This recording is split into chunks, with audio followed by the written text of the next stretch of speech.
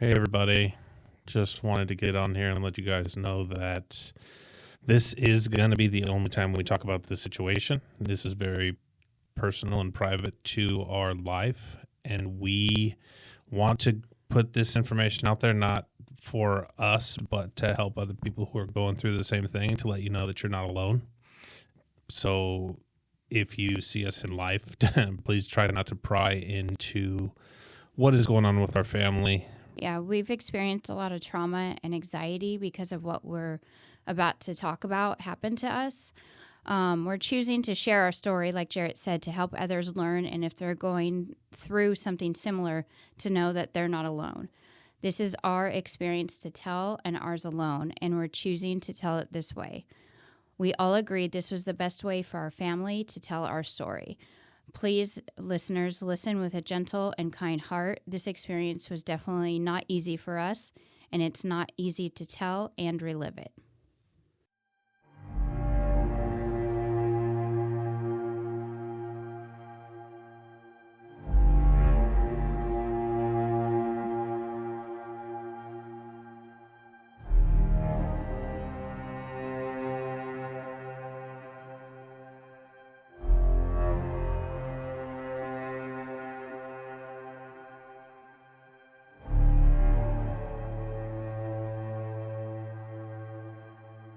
All right. The record button. Are we ready? Yeah. Clock started. Welcome back to Shattered Wisdom Podcast, where I don't remember my intro. So I know it's weird. We are talking about mental health and getting into my story. So you guys don't think that we just talk it. We can relate it. I mean, I've been there, and this is what happened to me and my family and my friends. We change it up specifically. I know we like to have a lot of fun. We like to laugh and joke. We like to, be vulgar and do all that kind of stuff. But we always do talk about mental health and how important it is to pay attention to your mental health. And when we were talking about doing this series, the whole group was like, this needs to be much more serious. Right. Yeah. Like it's a very serious, it was a very serious thing that happened in your life that happened over the course of an extended period of time. Yeah. So we really wanted to do that. So if you think that the format of the show is changing permanently, probably not. But at least for this run, it will be very different. Right. Yeah. So this is a series. This is episode 3. Mm-hmm. So you watch them in order. We have our lovely wives here today. Mm-hmm. Hello, Hi. ladies. Still not on camera. Yeah, Still not on camera. They're not doing the camera Next thing. time we'll put makeup on. Yeah. Yeah, they want to see your beautiful face. Oh, I'm sure they do. Yeah. So we're going to jump right into it where we left off. Yes, sir. So I think we left off in episode 2 that JJ left. She went with Hunter and went over to Jarrett's mom's house. Yeah. So take us back to that time. What happened, and when you went back, what did that look like? So I chose to leave. I took Hunter. I thought it was just best to take us out of that situation. Figured maybe other people could help. So I went to Jarrett's mom's house. That was literally in the same neighborhood. It was around the corner, yeah. Yeah, like right around the corner. And I called you. Didn't I text? I don't know if I texted or called you. I got in touch with Yeah, you texted me. Yeah, I was like, Jarrett needs, someone to check in on him. Mm-hmm. Obviously his mental health wasn't good. So I basically called you guys for help. And then I actually spoke with Jarrett's mom, and we had decided to reach out to Jarrett's sister, because we were trying to think of people that would get Jarrett in line, kind of slap the My sister's good for that. Yeah, I know you love that about it. Yeah. Shit together, and She's a a bad badass. cop. Yeah, she's dope, yeah. and I was like, well, Jarrett's scared of his sister, so My sister beats up dudes. Jerica is intimidating. I love Jerica, but she the is nicest, coolest gal. Yeah. But I do not want her to hate me. I'll say that. 100%. I absolutely love her, but yeah, I feel more in trouble with my sister than my mom. So I was like, I think that she would be a good call. We were kind of running through different people to call to help But like I knew Jack obviously would like kind of put some sense into him, but also like you're his friend, you know. So I knew that you were gonna kind of be a little on the softer end of things. But and Jared's mom and I were thinking he needs someone to just really like be like, you know, get this out of your head. You're just being stupid, you know. Sure. So Jericho was like, I'm heading over, you know, and Jericho is she's 45 minutes to an hour away, you know. So, and I had called her for help, and obviously had you guys, and then, I don't know if you want to kind of take us into what you guys dealt with sure. him, because I wasn't there. I stayed at Jared's mom's house with Hunter, and just kind of stayed in touch with you guys, but you guys really kind of saw everything. I'll let you go first. I didn't come in till later in the day. Yeah, so this was in the afternoon, I think, because I left work a little bit early. I got home, I met with the neighbors and Jerica, and we were kind of out front like, okay, like, what do we want to do? Because we didn't know kind of how to handle the situation.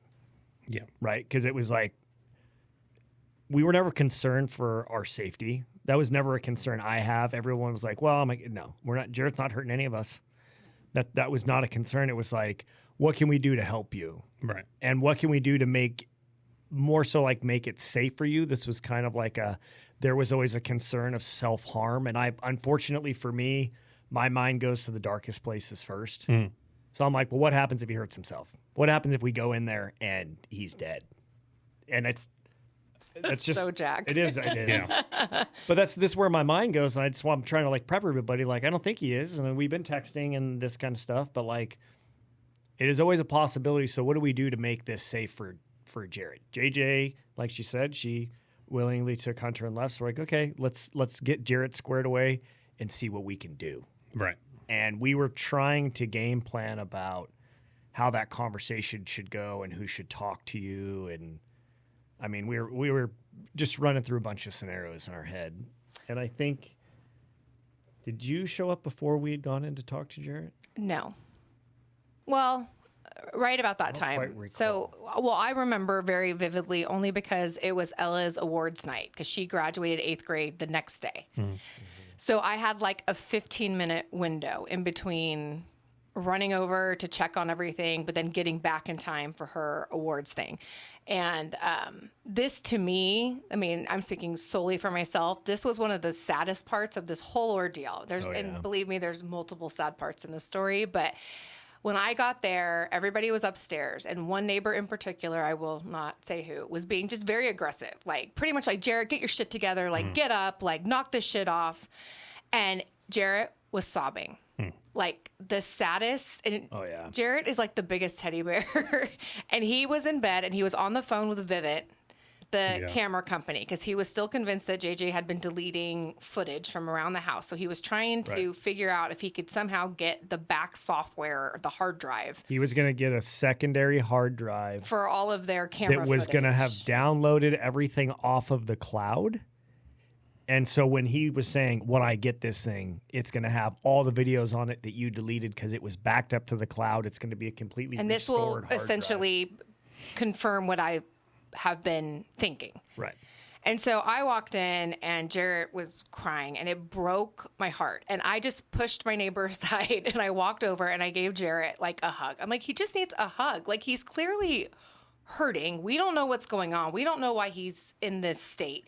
And Jared, I mean, I thought he was going to pop me. Yeah, he was laying on bed just like bear hugged you. And we just had like a minute hug. And I was like, he's a broken person right now. And I've been on Zoloft my whole life. So I suffer from mental health. I understand the importance of just like feeling seen in that moment, you know? And I felt like the approach from some people was just like, get up, knock it off, you're being ridiculous, you know? And for me, it was like, this person's hurting, you know, regardless of what is or is not happening.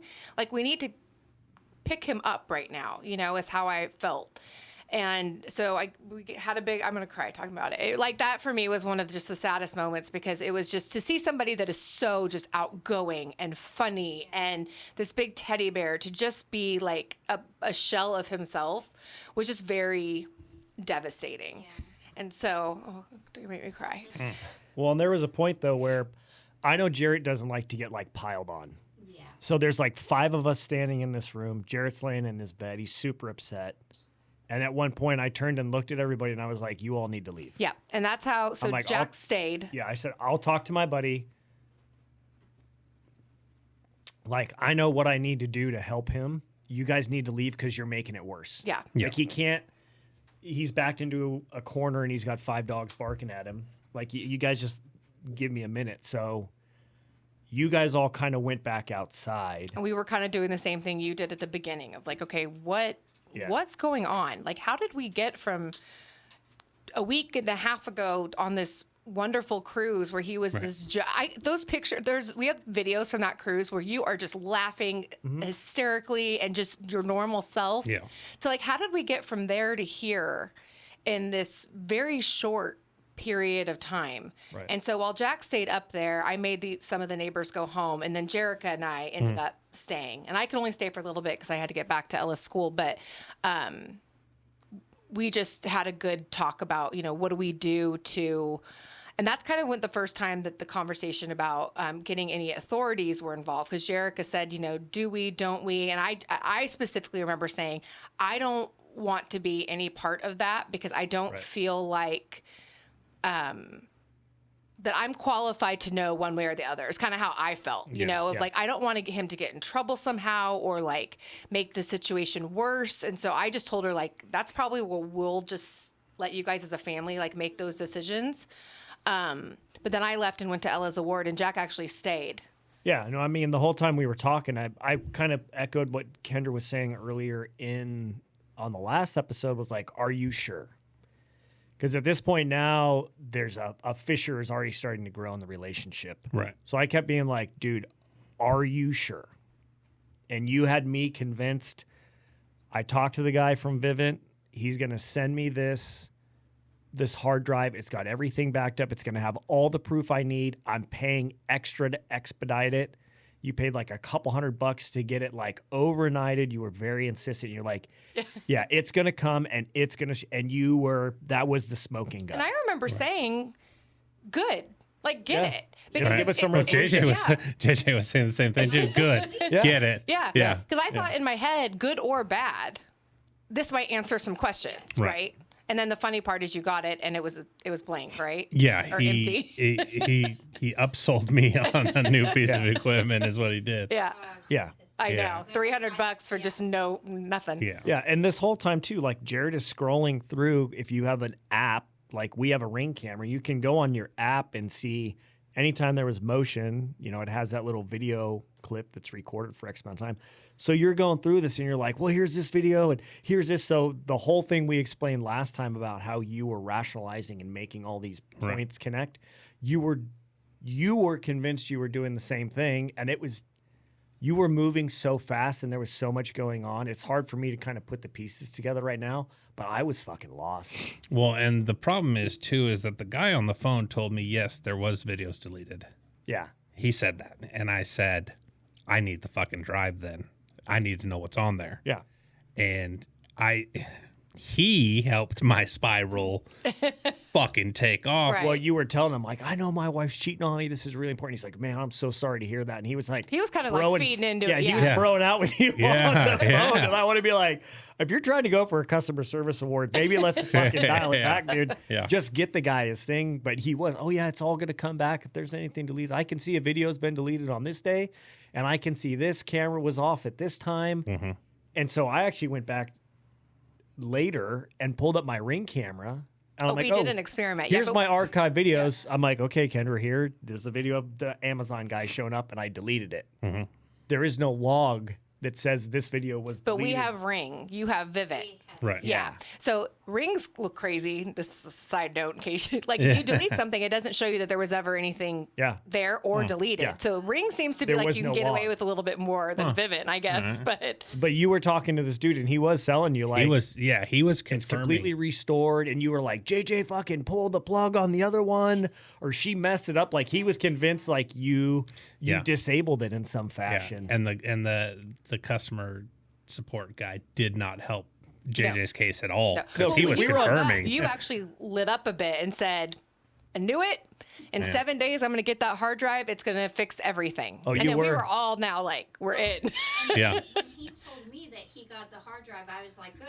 Yeah. I was like, Nothing to I was hide. so excited to get it because I was like, this will show that there was literally no one, that I hadn't done anything. I never deleted anything. And right about this time, and I don't like, it's hard because it all blurs together, but right about this time, there was another 2 videos that you sent. And one was, it was like JJ the same night, the spa that you got out of the spa. I think you had like your hair was wet.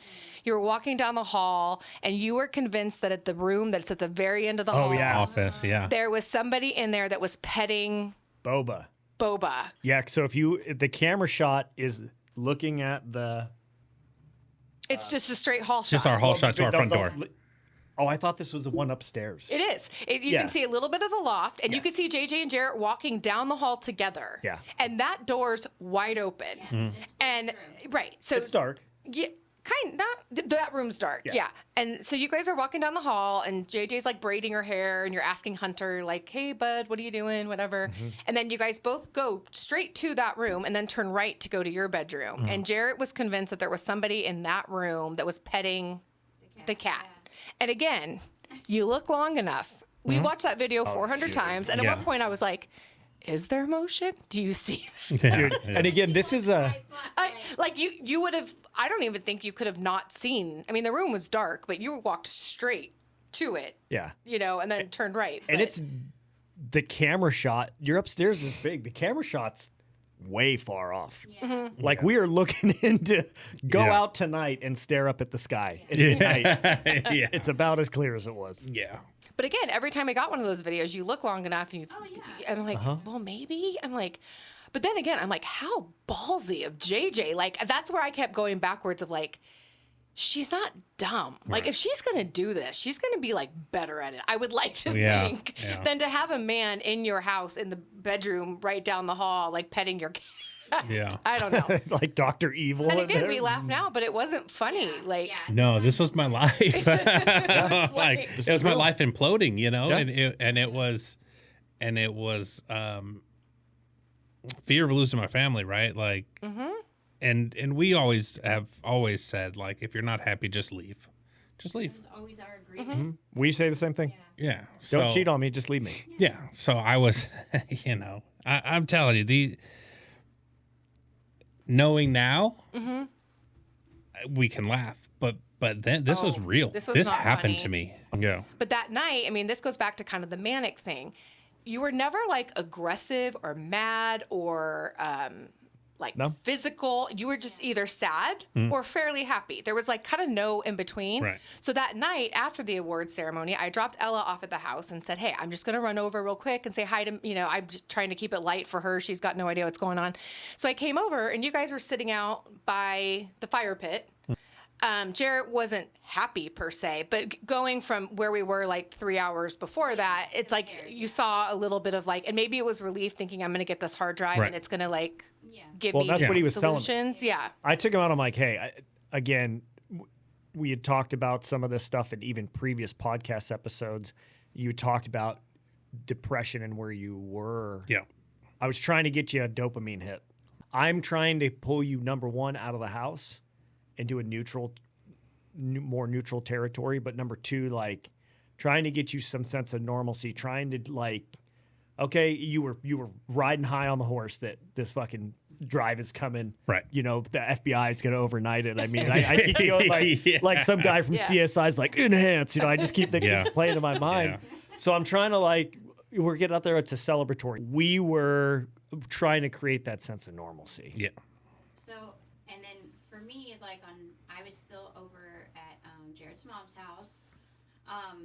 One thing I forgot to mention earlier is I reached out to Jerica and you guys, obviously, but I also called his psychiatrist because I was like, obviously, his mental health is something's going on, And his psychiatrist wanted me to actually have him go into the office, And I knew that was going to happen. I scheduled him an appointment, like a Zoom call, but he didn't get on the call. And then, and again, nobody thinks that that's the problem, right? Yeah. So then I the psychiatrist was like, well, he didn't get on the call. And this was like late in the evening on that Thursday night. And he's like, I think you might have to call the police and get him 5150 if he's acting manic like this. He needs the help. Mm-hmm.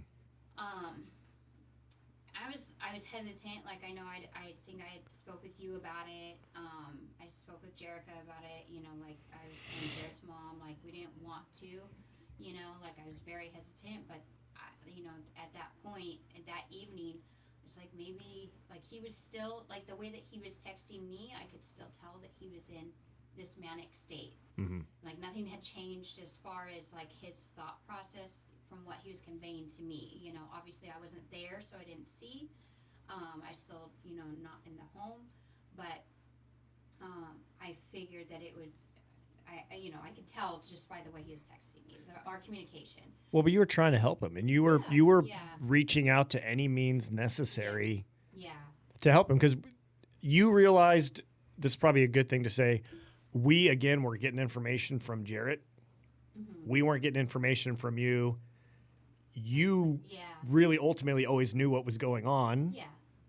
And we're kind of getting what Jarrett's getting. So you are actively trying to help. You are taking all the right steps. Everything. We're still kind of in the dark. Yeah. And still thinking like, okay, well, he's got the hard drive. Right. Maybe he is right. I hate to say it. I will have to apologize to you, but like, okay. Jarrett's a good fucking sales guy. Like, he had us on his team, and I was like, fuck, okay, well, But we're he all was gonna find out. convinced, and I think where I started to go, like, I don't know, was after, like, it was, like, the fifth person. I was like, okay, I think it's more like we're just trying to find somebody to fit in the narrative of, like, where she was that day or what she was doing kind of thing. Like, that's when I was, and by the way, I didn't realize, kept just saying, like, and I hate to use the word triggered, but the situation triggered me a bit, only because we've had 2 or 3 couples in our lives, couple more maybe, where they have been like ride or die, like spouses for one another, that you would say, if out of everybody these 5 are solid. And that's JJ and you to me. Like, you guys are just like a solid group, and she is just such like a loyal wife.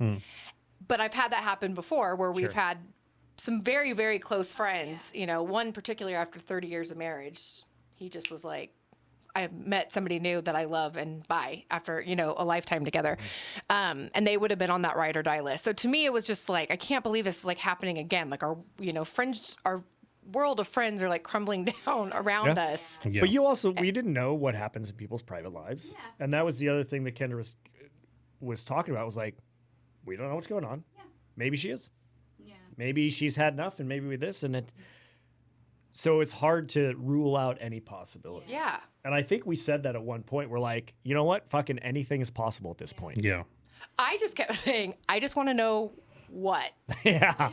Like, because right now the scenarios are like limitless. Like, I just want to know. Yeah, they're just everywhere. What it is. So that way we can like help them move forward and, heal and whatever. Yeah. So that evening I ended up, especially I was just speaking with the psychiatrist, I did end up calling the police. I called for like a welfare check. Like, I was like, I don't really know what's going on with him. I actually suspected maybe like there was like drugs or something, because he was kind of like, I don't know. The way that he was acting, like, I was like, it. You see in movies when people start acting crazy, that's they're all high on some sort of drug. So I assumed that.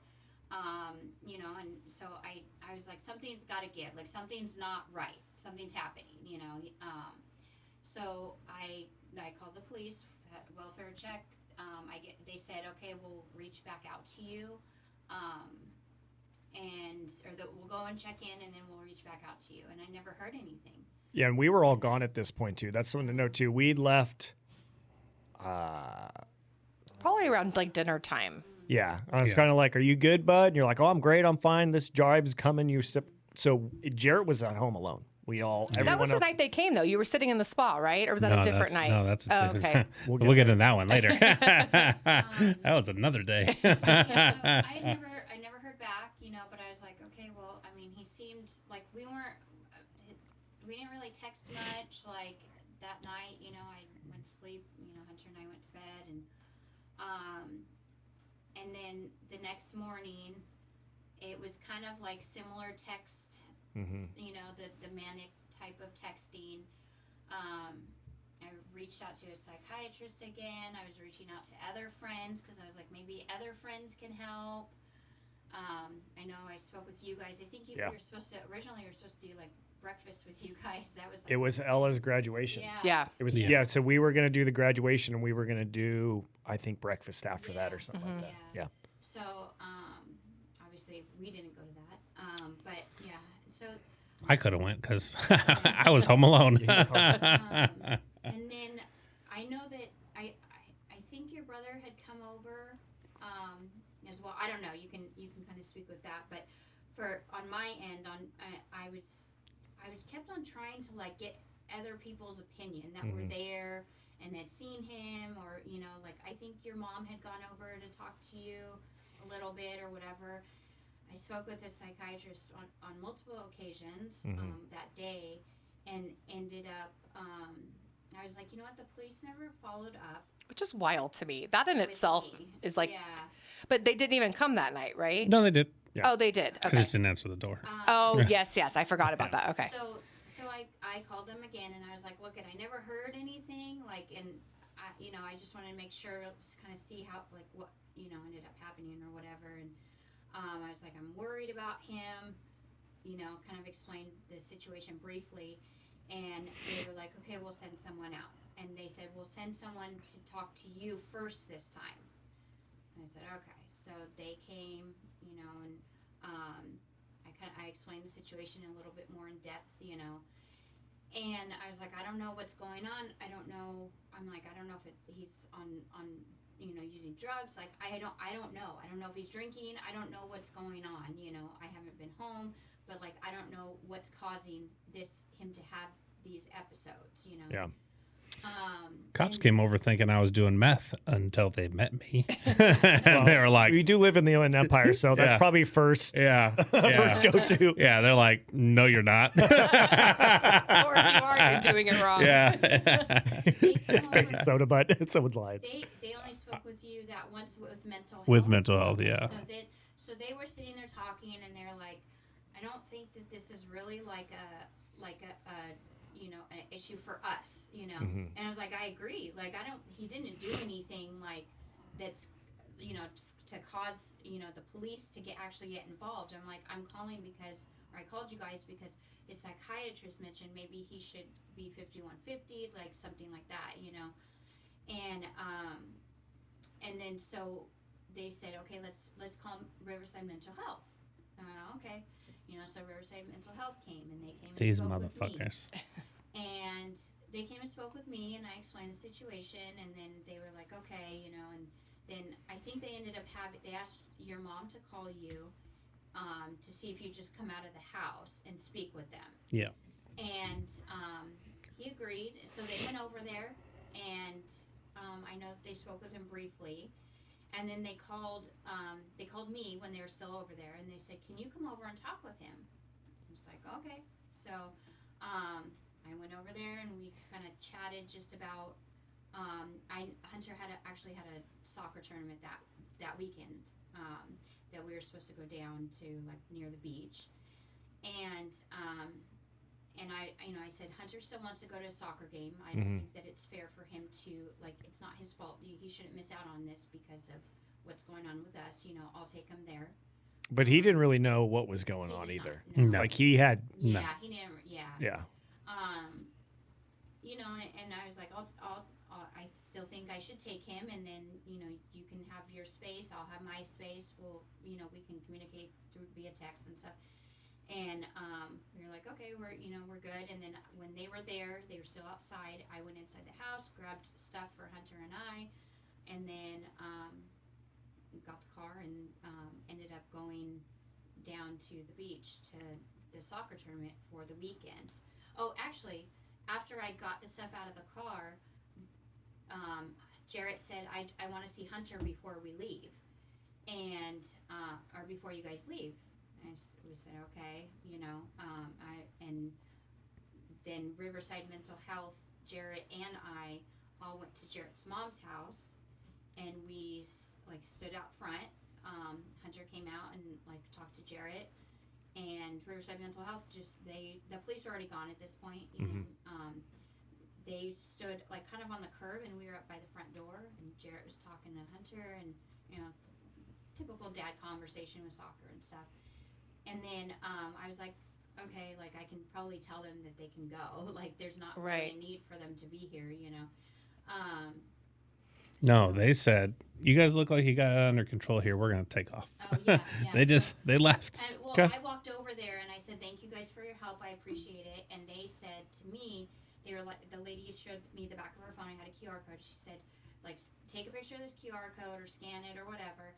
She said, if you have any, if there's any other issues, with the mental health or anything, call us first instead. You don't have to call police, just call us. Okay. Thank you. I think we'll be good, and they took off, and then Hunter and I ended up taking off to go to the soccer tournament for the weekend. So, and then we communicated off and on through the weekend, which was up and down, very much so. I don't know if you want to talk about that, but I don't think it's really needed. No, just kind of similar conversations, right. less of a manic state, I feel like. But we were kind of talking just through, okay, we'll separate. Yeah. He said these are the conditions on us separating, and my conditions were, we're still together. What are you talking about? Right. Is this when Zach came over? Probably. Yeah, Jeremy and Zach were there. Yeah, so you took Hunter to the soccer thing. I came over, Zach was there, and Jeremy were there. We were at a volleyball tournament, I remember. Yes. You were messaging me during the volleyball tournament. Yeah. Your mom was messaging me. After the tournament, I went over. And then the day you were coming back was you came back on a Sunday from the soccer tournament. Yeah. And so Zach and I said, we're going to hang out. That way when JJ comes, they can have a conversation. We'll both be here just because. Mediators. Well, Jarrett was very upset still waiting on the drive to come to prove his truth. Yeah. Jeremy took off, and it was just Zach and I there. And I came over that night, and you were having a better moment. Yeah. Yeah, you were in a better headspace. But you were talking with Zach and I, and you were like, you guys don't even need to be here. And we said, we know, but we're just going to, the situation is tense. And because the cops had come, we're like, dude, we want to be here to, there's his story and her story. We want to be the other people here that kind of, not this, we were never concerned about you doing anything. There was never, the thought of violence was never there. No. But it's like, let's just be here because authorities and other people have been in there. Yeah. We're still friends with JJ. Right. And I know you were the one that was disseminating all the information, all that, but we're like, we still need to be here for her. Right. And so we were hanging out. You came back from the soccer tournament. Oh, I dropped Hunter off at Jarrett's mom's house. Right. I was like, I'm going to come back and talk with Jarrett, in person. And Hunter doesn't need to be around for any of this. No. This is not, let him be the happy, carefree kid, And you guys were talking and arguing, and Zach and I were kind of like, we'll go look at his Corvette for a minute. And we kind of had left the door open. As you do. Well, we left the door open, but you're on a double date, and the couple you go with is arguing. Yeah. I'll take my check and leave. But we were kind of out there with the door open so we could still hear and see everything. And we were chatting there, and then Zach was like, okay, the situation was calm. You were like, hey, let's just talk. Let's watch a movie. Bring Hunter back over here. You kept saying, bring Hunter back over here. Let's just sit here and, watch a family movie. You kept being like, I just want to sit on the couch, and I just want to watch a movie with you guys. I just want my family. And Zach and I did the final, okay, JJ, you good? And you were like, okay, we're good. And I went, okay.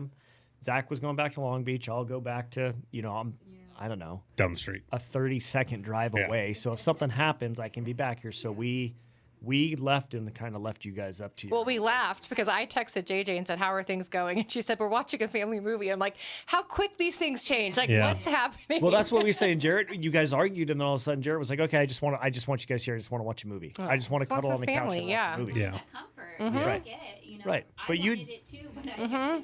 The thing to probably talk about too is like you'd been in your house alone for like 3 days. Mm-hmm. It was you and the dogs, Yeah.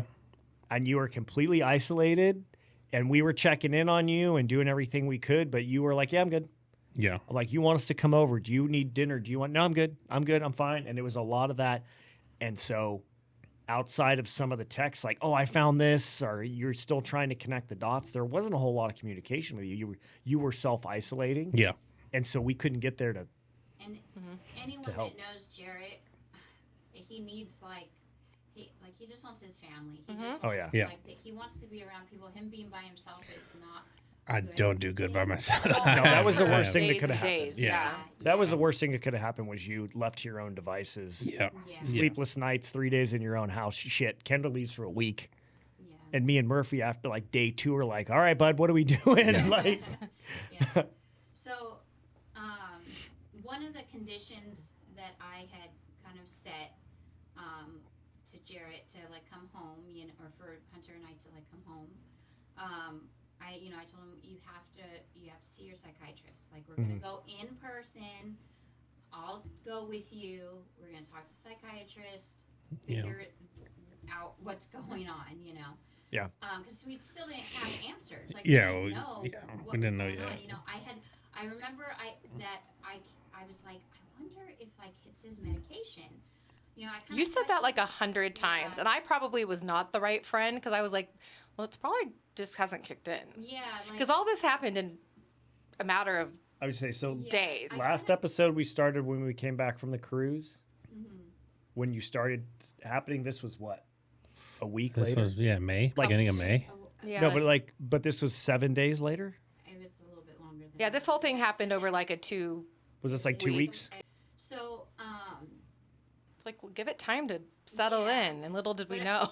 Yeah. maybe it's just his meds. And I had looked up like people's like on Reddit, like people's reactions, and I was like, okay, I'm like, maybe this is what's causing it. I'm like, but I don't know. I don't know. I'm not a doctor. Like, I don't know. So, but that was the condition was that he go see a psychiatrist, so he went to the psychiatrist. The psychiatrist said, "Yeah, I don't think this medication is really working." That's what he said. Yeah. You know, I don't think it's working. and then It's doing something. Yeah. I wouldn't call it working, but Yeah. it's doing something. Yeah. And then he put him on like an antipsychotic, and he said this is going to make him very sleepy. This medication is actually for schizophrenic people. And I remember thinking, I'm like, Jared's not schizophrenic, like, but then I was like, well, maybe it is all this stuff. I'm like, I don't know, like, there was so much going on, like, You just rely on the medical Yeah. field. I'm not a fucking to- doctor. Yeah. Exactly. If they're seeing something in me that I don't see, and there's a medication that could make me feel better, like, who's saying no to that, you know? So the doctor said, he's going to be sleepy for a couple days for his body to like adjust to it and stuff, and then he might be a little sad because it kind of like it just makes you like more like kind of it doesn't help with the depression, I guess. So I'm like, okay, so he took the pills for a couple days. Things were good. Hunter and I were back home. We were having family movie nights, and like I was like reading books to him because everyone knows Jarrett. He's not a reader. I don't read. No. So I, Jarrett would take Not a time. secret. You should be able to say, though, that you can read. Oh, I can. okay. I I choose not to. Yeah. I choose not to read. Yeah. Well, I hate You're to not say that we have to slow. say It's that. just not your favorite hobby. that was like how we also bonded is we were reading we actually were reading like it's called How to Get the Love You Want. It was like a psychiatrist like love like working on your Yeah, marriage. but it's from a husband and wife who are psychiatrists who tell their separate sides of their relationship and how they bond. And Oh, I love that. Yeah. Yeah, so cool. we were like, okay, we're bonding, and like this was just our time, But he was very sleepy. He slept a lot the first couple days, then it was like Wednesday, he kind of like was like, he just seemed to, I was like, yeah, okay, like he's not as tired. And then Thursday, he seemed to have pretty bad anxiety, or like the anxiety kind of sparked a little bit. And we were sleeping downstairs in our downstairs bedroom. Hunter was sleeping in the little living room of that bedroom. Like we had just like watched a movie and stuff like that. And we were like, okay, we're gonna go to bed. And then Jarrett was like, I think I'm gonna sleep upstairs. Like I just kind of am having some like a little bit of anxiety, a little bit, my mind's kind of, funky. And I was like, okay, that's not normal for him. But I mean, granted, we were dealing a lot with this, and I was thinking, the doctor did say he was going to be sad, so maybe he's just like, kind of like feeling like that's the funky thing, he's right. sad. Maybe there's a side effect. So, I ended up going and sleeping on the couch, kind of like next to Hunter, for the rest of the night. And Jarrett was upstairs. I don't even know if he slept. I have no idea. Yeah, I didn't get much. Yeah, but and then I woke up to a text, and he said, I forget the exact words. I have it, but what did you text me? You said, did you let somebody in this house? Did you let someone in this house? Yeah. And I was like, no, like why would I? I'm like, I literally just woke up, And then he said, can you come and can you open the door? So I was like, yeah, because I locked the bedroom door, the downstairs bedroom door. That's just, we always just out of habit. That's kind of what we did. I knew that he would have been able to get back in the bedroom if, me after he left. All you have to do is like twist it with like your thumb, or your heel or whatever. But so I was like, why is he asking me to open the door? Like he can get in. Like this is, it was weird to me, but I was like, whatever. So I got up, and Hunter's still sleeping. I got up and I walked out, and like right out of that bedroom was our kitchen, and Jarrett was sitting at like one of the stools at the kitchen counter, and I immediately see him, and then I saw that he had his gun like on the counter. And it was facing like away, like it was facing like our refrigerator. And I was like immediately I'm like, what the heck is going on, So I ran back in, like I turned around, ran back inside, woke Hunter up, grabbed my phone, called Jarrett's mom, and was like, come to the house, I woke Hunter up, and Jarrett had walked in after that, like he had walked in with the gun, like holding the gun down, pointed to the floor, and what was the exact words you said? I can't remember. I know you said something about if there's somebody hiding in here, you're going to get shot. Yeah, is what I said.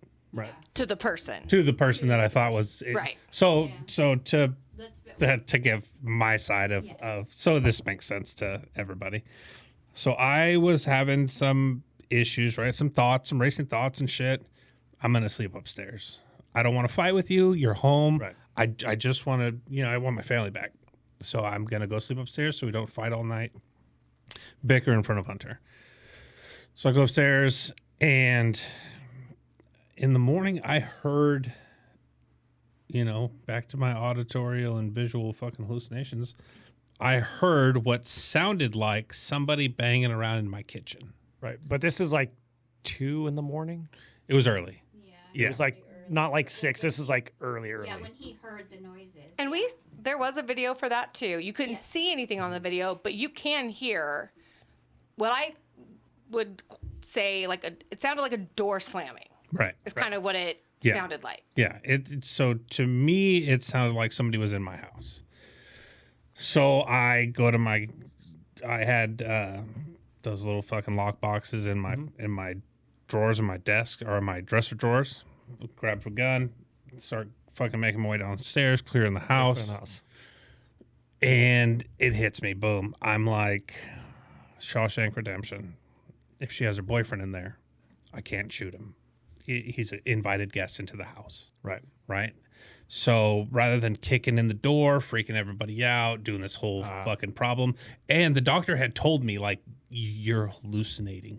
Like, at this point, I knew kind of, like, none of the things were real. Right. Right? Your mental health still was, he still kind of was like, off. Yeah. Yeah. So, like I said, everything was real to me. So, and at that point, I knew that, hey, you're having these side effects, but I didn't know that everything that had happened to me, because I'm still kind of like, well, maybe she has a boyfriend. Maybe she has somebody. Right. So I'm thinking to myself, like, I can't kick in this fucking door. A, what if I'm wrong? What if I just scared the shit out of my fucking kid and my wife for no reason? Right. So when I text her, like, hey, can you come out? It was more of a, are you able to come out here? Okay. Because I had asked her, hey, did you let somebody in? Because that's a question that if, yes, I have somebody here, then I have no recourse. Again, you were so ballsy. Yeah, Well, 100%. you at one 100%. point thought she had brought somebody in through the dog door. Yeah. You have a gigantic dog, Right. and as such, you have a big dog door Right. that we could all probably fit through. I could almost fit through the dog Yeah. door. Yeah. So I don't have a poodle. I have a 160-pound Cane Corso. My dog door is 3 feet. It's fucking massive. So for me, that wasn't far-fetched, right? If I had a little poodle door, sure. But I have a big fucking door that leads out. It led out to a door that led out to a door, right? I mean, like, you could walk through dog doors to get into my house. Yeah. So a burglar could easily do that if they wanted to get into my house. And that was my thought process, right? But at the same time, I'm trying to fucking, like, it's like, you seen Fight Club? Right. Where Tyler Durden's talking to him and he's trying to figure out, like, which fucking one, like, same thing, dude. Like, I'm like, am I imagining this? Am I fucking crazy? But I'm like, I know I heard something. Well, your doctor can tell you you're hallucinating, and you could know that in your mind. But if you're hallucinating and you feel like it's true, it's true. It's true. Yeah. Oh, right? no. Like This was real to me. Somebody was in there trying to hurt my family. And so I cleared my house. And so I text her just to make sure, like, that I'm not overreacting. So I asked her that, did you let somebody? And she said, no. I said, can you open the door and come out here? Right? If you're being held against your will, you're going to tell me no, things like that. Like, I need to come in then. So she said, yeah. So she came out. She goes in, gets Hunter, and I'm not trying to let Hunter see that I have a gun, right? I don't want to. He's already fucking terrified that JJ's waking him up. Hey, we have to go, right? So I don't want to then add to his trauma that he's fucking has now. But I don't want to add to that, right? It's on the counter. I'm sitting at the counter texting her like, all right, if it's your boyfriend, I can't do anything. It is what it is. But if somebody broke into this house, like, you're here for my family, you're going. So she comes out, she gets Hunter, goes out. I'm like, okay, perfect. If there is somebody in here, you guys are on your way out. You're going to be safe. So I'm like, bye. So then I'm like, hey, if somebody's hiding in here, you're going to get shot. Like, present yourself. Clear the house. And then I'm like, fuck. Like, I'm hallucinating. I'm hearing things, right? So everybody out there who does not know, that's not against the law. You can clear your house. If you think somebody's in there to hurt your family, and even in the state of California, if you find somebody in your house who is there to harm you, you are allowed to defend yourself. Well, we were watching TV one night, and the helicopter was flying around, and Kendra, we have a bunch of uplights in our backyard, and Kendra's like, there's somebody in the backyard. I saw the guy jump our fence. She saw him. And the first thing I did is went and got my pistol. I went, you guys go get in this room. Yeah. And I checked the house and checked the perimeter. And if he jumped he must have Probably jumped and came out somewhere else. I think he jumped over our back wall and then jumped over our front fence. Yeah, because I checked the house and outside, and then we opened up our Ring cameras, and there was a cop in our cul-de-sac. Yeah. So I put my pistol away. Yeah. And I went out there and I was like, hey, this guy, my wife thought she saw him in the backyard. You're more than welcome to come in the house and all that. Yeah. So I was there, right? Yeah, you're well within your legal right. Oh, 100%. Well, also, you have a right to own guns. Yeah. And you have a CCW. Yeah, I am legally permitted to carry a firearm So In public. in public. Yeah. Technically. the reason why I left, it wasn't because I was like, oh my gosh, Jarrett's going to shoot us or anything like that. There was nothing ever like that. I saw the gun. I was like, we're like, something's going on. I don't know what it is. I don't know if it's his mental health. I don't know what's going on. He asked me if I had someone in the house, so I kind of assumed that maybe he was going down that, or he was in that pathway. And so I was like, I'm not going to be here for this. I'm not dealing, like, I don't want Hunter to see his dad. If he's in that state, I don't want him to see his dad like that. And then also, I'm like, Hunter doesn't need to be here. Like, Right. you know. Well, and I had not, you know, I had not gotten into like I heard noises in the middle of the night. I think that somebody broke into the house. You know, like obviously everything that I'm dealing with, she was just like fucking peace out. Like which I was in that moment, I was good with it. I'm like, yes, please get the fuck out of the house because if there's somebody in here, A, I don't want you to get hurt. Yeah. B, I don't need you to see this. Like you need to be in safety. So get the fuck out. Go. So I mean, Hunter and I left. Jarrett's mom came over. She ended up, she went inside to check on Jarrett, you know, and then her and us three left. Jarrett's mom, myself, and Hunter.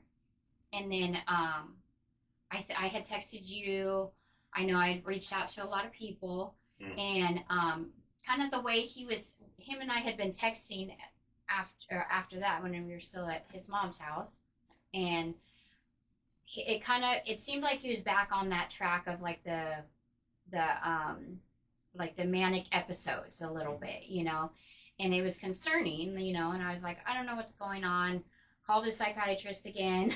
Psychiatrist was like, I think he really needs to be 5150. I think he needs actual, you know, treatment. And I was like, I was so hesitant about it, you know, but I was like, you know what? I'm like, I'm going to call the mental health crisis team, the people that were there, because they said to call. So I called, and then the lady, she was like, you know, I'm sorry, we can't help you. You need to call the police. And I was like, I'm like, you guys were the ones who told me, you know. Call back, yeah. But so I called the police and I said, it's a welfare check, you know, like I need to make sure that he's okay. He did have a gun, thought there was an intruder, you know, like stuff like that. And then they came out and talked to me again. And this is when I was in the jacuzzi. And then they went and saw Jarrett. But just they went and talked to you at Jackie's house. Yes. Right. And before I even after, so there was a time between when I spoke with the mental health lady and I called the police, because I was like, I feel like there's no point in getting the police involved because he didn't do anything like they're just gonna call mental health again, you know. And I was like, should I, shouldn't I? So I did call. I called a few friends and family, some law enforcement, some not, you know, and everyone that I spoke to was like, you know, like if he needs a welfare check, if he's having a mental health issue, he needs help, you know. And, you know, and so I ended up, you know, with the advice from other people as well, you know, and it obviously ultimately is my decision. Yeah. I, you know, called the police and was like, okay, I need, you know, can you come help him again? Same people came out, and then they went and talked with Jarrett and kind of go. Yeah, I was in the jacuzzi. So Laura got there that day too. Yeah. Laura flew in. She was concerned. She came out and she was already in town, right, for something. she was in town for something, but she came out. I was in the jacuzzi hanging out, trying to like, because at this point I know like, fuck, like something's off. This med's just really fucking with me. So I was like, you know, I just need to decompress. I fucking cranked the music up, sat in the fucking jacuzzi, put my fucking head down, and just kind of like try to get my bearings, right? Try to like, where did this go wrong? Right now I know that it's the medication that's giving me all of these fucking crazy side effects. Can I put the medication out that I was on? Oh, yeah. Yes. You already talked about it in episode 1. Oh, yes. okay. So, anyways, so just if you're jumping in on 3, it's called Trintellix, and the side effects from that are hallucinations, manic episodes, insomnia. Check. Yeah, check. Thinking your wife's cheating on you. Yeah, check. I mean, like, everything that could go wrong with a medication is this medication. I mean, it was fucking. I had all of them. I checked every box. So the cops come, and I think they were sitting outside for a little while because I'm cranking music. I got my head down. I'm just fucking chilling. I'm breaking the song, and they're like, Jarrett. So I look up, and this dude's looking over my fucking fence, and waving at me. And so I turn off the music, go outside. Hey, what's going on? And he was like, why are we here? And I said, how the fuck should I know why you're here? And he was like, well, we got a call from your wife. And I said, well, she's not here. Yeah. And he's like, I know, she's around the fucking corner. She said she's been there all day or whatever. And can you tell us what happened? And I said, absolutely. I said, I heard a noise. I thought there was an intruder. I went down to clear my house. And I said, and she saw that and didn't know how to react and panicked and left. And he said, well, you're well within your rights to clear your house if you think there's an intruder in there. Mm-hmm. Yeah. And I said, I know. And he said, all right, well, that's it for us. Have a good day. And they fucking left. Yeah. So they never followed up with me after that. Yeah, they didn't come and check in. The guy did say that he was going to, but I didn't get a phone call. They didn't stop by, anything like that. So I was like, okay, well, And then we kind of had different mediators. Laura was there. I know you guys were kind of around. Jarrett's had like cousins in town, stuff like that. So around this time, though, I'm losing the effects of this medication, right? So I now know what the problem was, right? So now I know if I have racing thoughts, I need to communicate with JJ. I need to say, hey, this is what I'm thinking and this is why. Can you walk me down? So I knew that it's all not, it's in my head, right? It's not facts. It's something that's in my head. And if I talk to her, and JJ laughs at me every time that I say something, she's like, explain it. Like, make it make sense. Yeah. And I'm like, okay, well, this and this and this and this and this. And she's like, no. Okay. Because this and this would never happen. So we would never get there. So it doesn't even, like, what are you talking about? Right. So then as the meds are affecting me less and less, she's still gone. She was gone for 5 days that time. Yeah, so I was gone for I think like 4 days at that point. Yeah. It was Friday, like Friday to Monday. Yeah. Okay. So we were communicating. I went over there with mediator, like Laura was there, like yeah. We figured kind of let's do the same thing. It was easier to communicate with you because you were less in that manic state. You still right. had it a little bit, but like it was definitely less. And we talked things out. I stayed away for the weekend. Mm-hmm. And I said, I said I have conditions obviously on returning home, just because so we don't run into this right. issue again.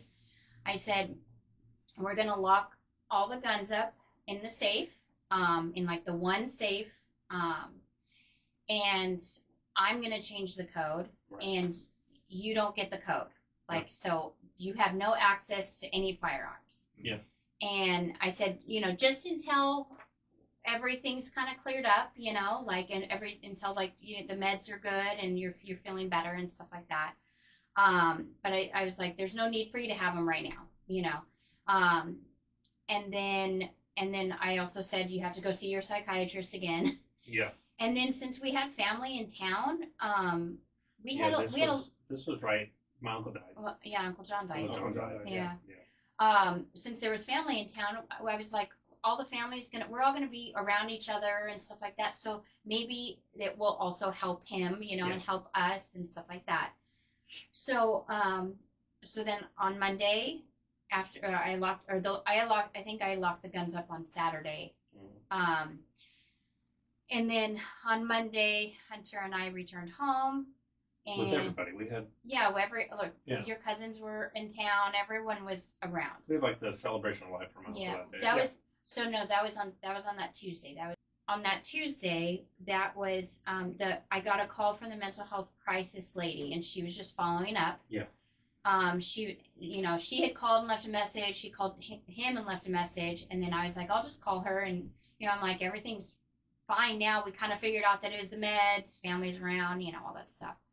So I called her back, and she was like, yeah, I just wanted to check in, and see how everything went, because when I had called her on that Friday when I left, she obviously, she didn't come out because the police didn't call mental health because they didn't think there was a need for it, And so, she's like, I just wanted to check in. So I was like, yeah, family's around. Jarrett's great. He's keeping busy.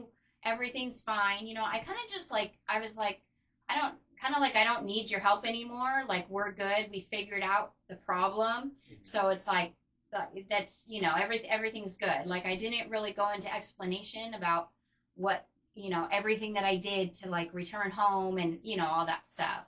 And then got off the phone with her. I remember walking out of the downstairs bedroom, and I was like, I just feel better about this. I just had this sense of relief. Okay, we figured out what's going on with Jarrett. No one's in our lives. We're good, And then, we're cooking. We have family over for the celebration thing for Uncle John. Kids are swimming and stuff like that. And then, I don't know if you were in the backyard, but I was in the kitchen. I just had... I was cooking pizza. Yeah, you can go ahead. My cousin's wife had a seizure. Grand mal seizure. Yeah.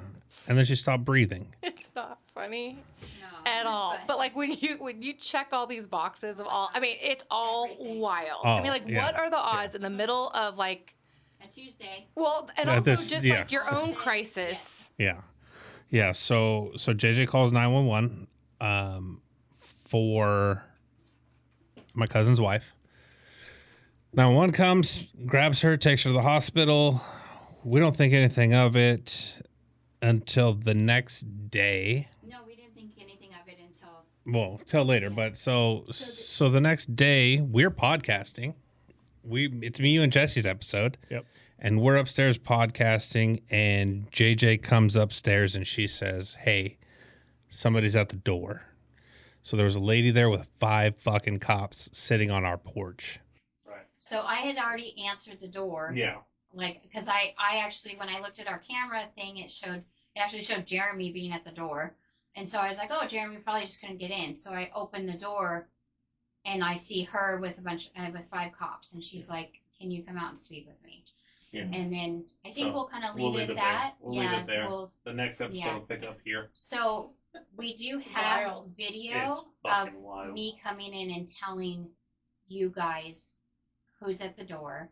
Oh, you have that? I have the video of it, and then your guys' reaction. So I don't know if I don't know if I'll include it in this one or the next one, but it will be play. I'll include it. There? Yes. Okay. All right. Well, this is crazy, and this is my life. This is our life. We're only 50% through. Yeah, we're not even that. No, not even. But it's not crazy. This is reality. Mm-hmm. Yeah, this is the reality we were experiencing with you while you were experiencing a parallel reality. Right. Uh-huh. This is just this culmination of stories starting to interlock. Yeah. They're just finally starting to come together to paint this picture, and there's a lot more. It goes a lot deeper, and it gets a lot worse before it gets better. Mm-hmm. So stay tuned for those. Thank you guys for coming out again to this special segment that we have about mental health, and I'm exposing myself a lot, right? I'm putting myself out there a lot and what I dealt with, and I want to do this segment so people understand that you're not alone, and it's not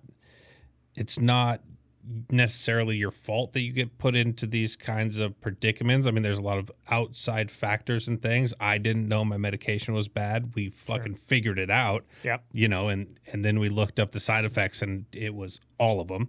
Mm-hmm. But I can't ask you guys to check in on your friends if I'm not vulnerable in letting you know that this happened to us. This is something that fucking recently. This isn't old. This is within the last year. This isn't fucking old. We're coming up on a year, right? So this is very recent. Yeah.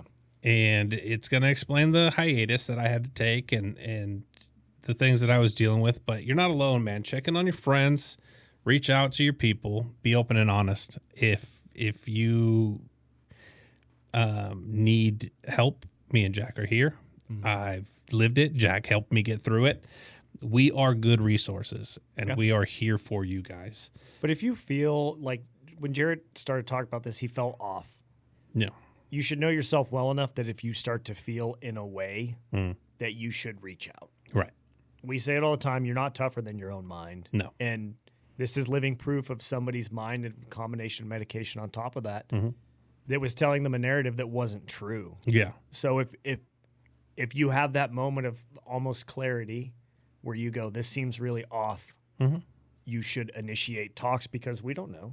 No. If you're not telling anybody, no one's And there is a point later in the story where you stop asking for help. Yes. And yeah. That'll be an important thing to talk about because... Yeah. It gets dark, and it goes back to the I self-isolate. I cut people off, and it's not good for me. I know that about myself. I'm not good alone. Well, I do the same. So thank you guys for coming by, checking on your friends.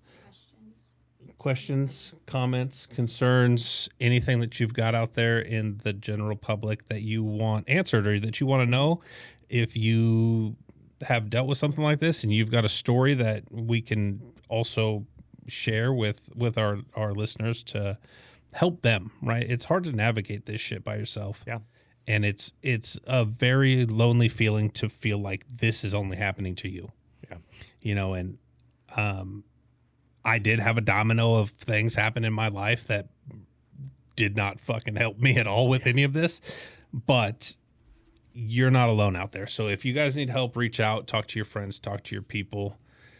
And thanks for coming by and checking out this new segment that we do. This one's really important. And it's important to me, especially because as we get deeper into this, you will understand more about my things that I hint to but never talk about. Right. So I guess with that, I've been Jarrett. I've been JJ. I've been Kendra. And I've been Jack. And this is Shattered Wisdom Podcast.